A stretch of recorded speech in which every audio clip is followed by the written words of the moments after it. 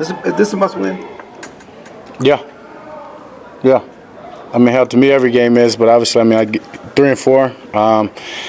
As I've said, a lot of seasons left, but the first start to be able to say that confidently is getting back even, especially right having a couple of home ones after that. Yeah. The interceptions haven't piled up on you very often in your career. When they do, what does it do to your mindset? Does it change anything? Does it make you not want to push too hard, put too much pressure on yourself? How do you look at it? I've got to be better. Simple as that. Take it for how it is. Look at those plays independently. Look at the other ones that probably could have been, or you know what I mean, could have turned out a different way than they did. But you're never gonna knock my confidence. Some of it, majority of it is decision. So I go back and I guess a couple years ago, and I risk versus reward, and that's something that just watching the film this week. Is just heavy on my mind, and I think from that comes, being able to, as I've said, get out of the pocket, make other plays happen. When you're weighing that risk, it's when I've got the ball in my hands. It's not just about that play; it's about the team, the game, the momentum of it, and I've just got to be better. You mentioned running. There's been a lot made about the fact that you're at a historical low level in terms of using your mobility to run the football. You've talked about doing it a couple times in the recent weeks. Why hasn't that happened yet, or do you still think you have something to add in that dimension? Yeah, for sure. I definitely think I've got something to add in it. I don't know what's been made of it, but yeah, I mean, just top of my head, I know I haven't been running, whether it's been the scrambles or not. A couple of play calls that could potentially be that way, just haven't had the read. So, did it one time and it wasn't the read. So. In that sense, it just happens from within the pocket, filling the game. I think that's to my point is the risk versus reward, pulling some of these things down, being better in the pocket, and then getting out and making something happen. Physically, do you feel like you're able to run? 1,000%.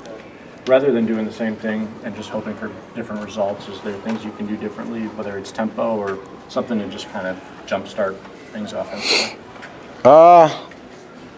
Yeah, for sure. Excited about this game plan. Think we've got a great one in the making. Now it's about for us just locking in, being focused to it, and going out there and not only implementing it, but executing it to the way that we want to.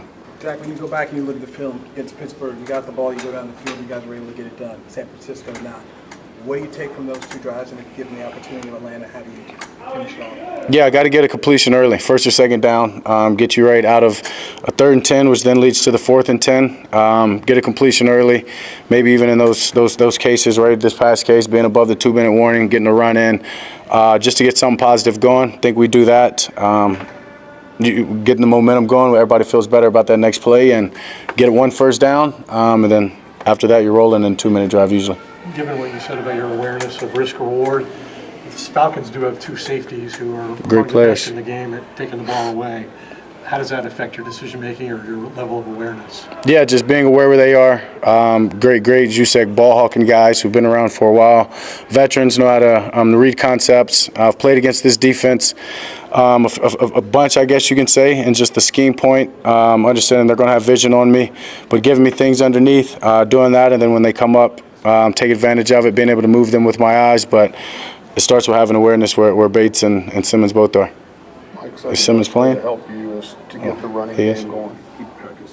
Okay, go ahead. Mike said one of the best ways to help you is to get the running game going. How much faith do you have that you guys can kind of get it going and keep it going? Yeah, I mean, I've got a lot of faith in it. There was times in last week's game, obviously, where it looked really, really good. Had got it going. I think it's about finding those plays that we had or what we do best in it. And you know what I mean? And whether it's the sub or whether it's the big people, whichever way that we want to attack it, getting to that and doing more of that, and just putting the pressure on the defense and playing to our strengths. So good week of that. As I said, I'm excited for this game plan and the way that we've got it dialed up. How much liberty do you have at the line of scrimmage to change out of plays, and does that change depending on start of game, end of game? How does that work for you? Yeah, it depends on the call. Depends on, you know what I mean, I guess you can even say the personnel. Depends more so than anything on what the defense is giving me. I can't say there's been too many times I've needed to get out of something to get to that. The few times I've done it, I think it's more about us just executing. You talked about how great communication was last week, and then Mike said early in the game in the script You had mistakes, communication mistakes on plays 4, 5, 6, and 7. How does that happen, and how do you eliminate those? It starts when the guy makes the ID. They're up front, whether it's the quarterback or the center. It's the other 5 or 6 guys who have to make calls, all get on the same page, understanding that the guy to the right and the left knows what call you're making, that therefore you can execute the block that you have to. So it's a little bit further than the center and myself at times. Guys just have to communicate it out. Never assume, never guess. Over-communicate has kind of been the message this week. Getting back to the rushing, and I know it's not a purposeful thing if you're not trying to run, but how crazy is it that you have less rushing yards than Aaron Rodgers and Andy Dalton and Joe Flacco, who just started? Dude, you funny. It's bad. It's bad, man. It's bad. Isn't that just a crazy stat? It is. A lot of stats are crazy. Yeah, bad. I think they threw Brady in there in his last year.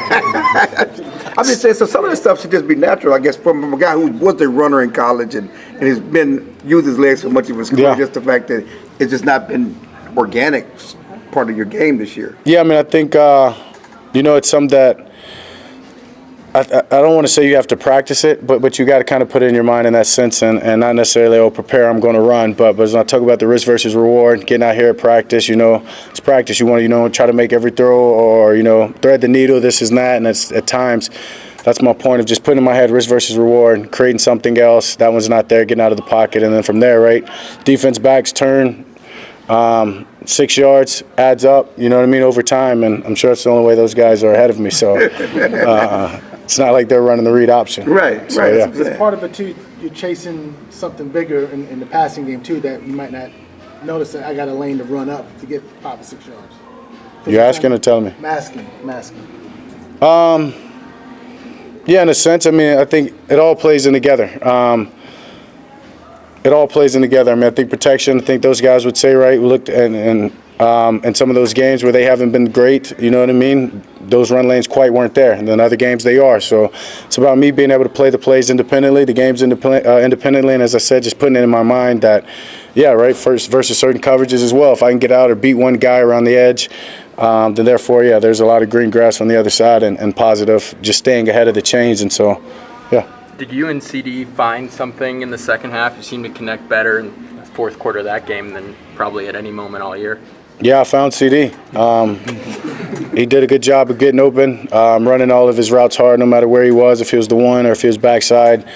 On a concept, loved his intentionality in the game.